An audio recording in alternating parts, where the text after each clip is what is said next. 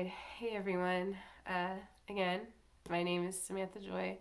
This is my friend Queen Bee. Uh, we're coming at you right now live from the comfort and coziness of my very own bedroom. I've been sick for a week and a half now, which has not been the most fun I've ever had. So you're looking at where I've spent a majority of my time recently. So, since I'm still sick, I did not go on an artist date this past week either, for week number 5. Maybe I'll have to double down on dates starting next week or something, or just try to remember to be extra nice to myself throughout the rest of this course, throughout the rest of my life. I don't know. I'll make it up to myself somehow, I guess. But yeah, since I haven't been feeling my best, I haven't been as hardcore invested in doing the tasks in terms of like writing things out like each chapter asks me to. But I have still been reading the chapters and I have still been contemplating a lot and highlighting things that stand out to me. I know this video is supposed to be posted yesterday, but better late than never, right? I'm committed. I'm doing this just like I said I would. You all are holding me accountable because I'm convincing myself that you care that I post these videos. So here we are, day late. We're talking about week 5 of The Artist's Way, recovering a sense of possibility. So this week you are being asked to examine your payoffs in remaining stuck.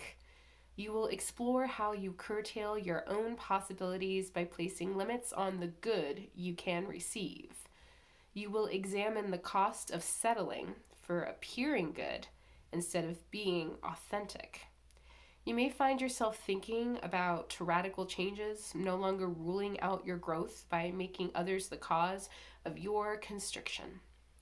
The very first thing I have highlighted here on the first page of this chapter is most of us never consider how powerful the Creator really is. Instead, we draw very limited amounts of the power available to us.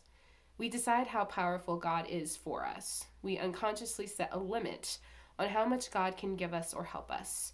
We are stingy with ourselves, and if we receive a gift beyond our imagining, we often send it back.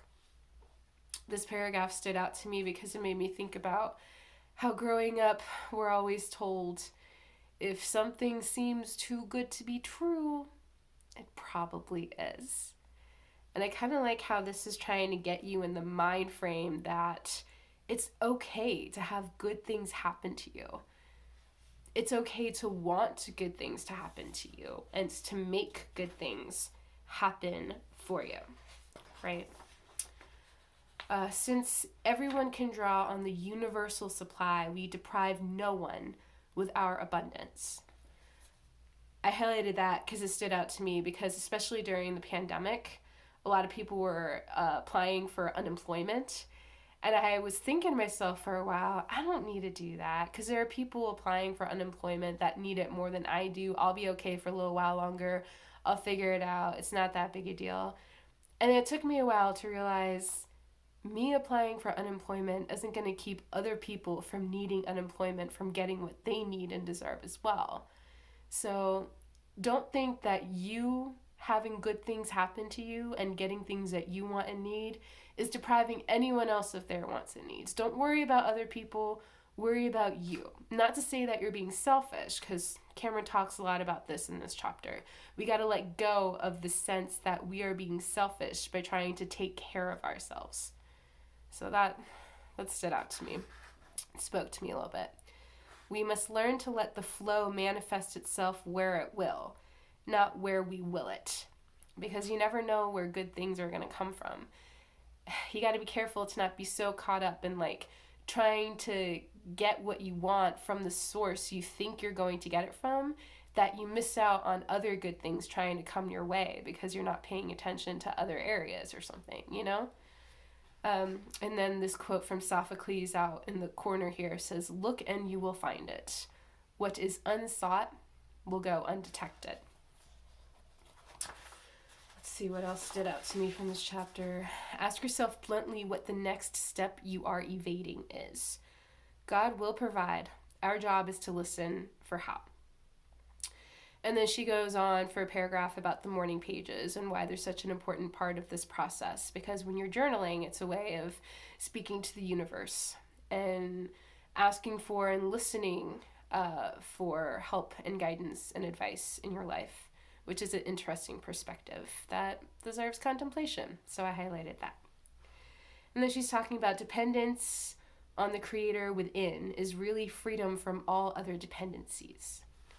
So rely on yourself more than you think you should, because you're worth it and you are enough. By replacing no way with maybe, we open the door to mystery and to magic.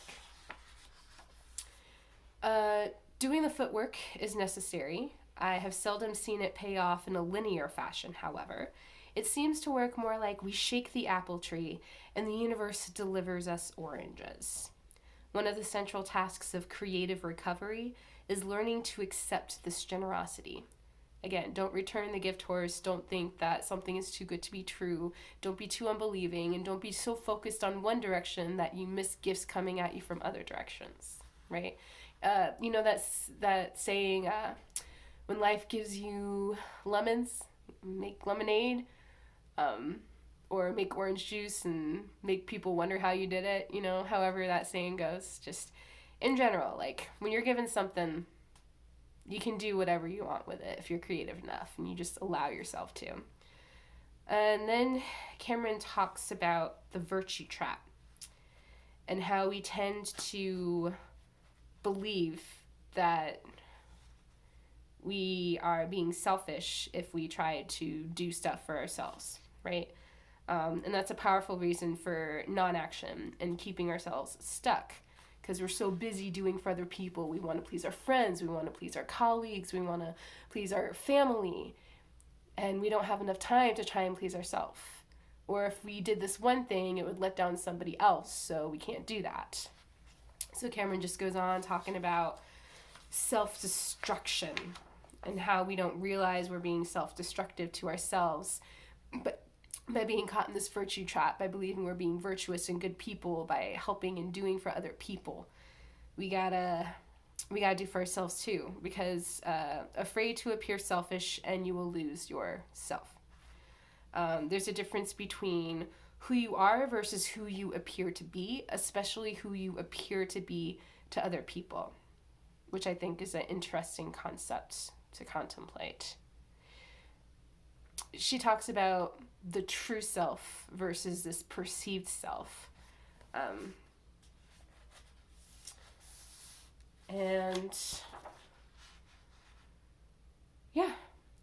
She wants us to ask ourselves, what would I try if it weren't too crazy? And what would I do if it weren't too selfish?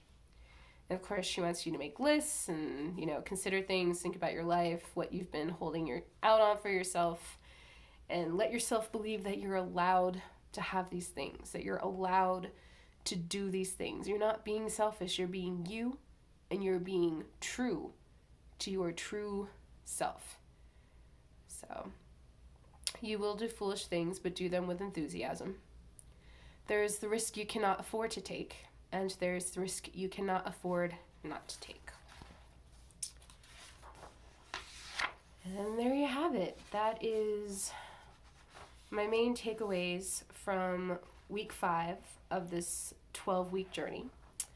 Starting tonight, I'm going to read chapter 6, which is recovering a sense of abundance. So I'll report back next week on how week number 6 coming up here goes. So think about things that you've been avoiding doing for whatever reason, because you've been caught in your own sort of virtue trap. Comment below, let me know something that you want to do that you've been thinking about doing, haven't allowed yourself to do yet.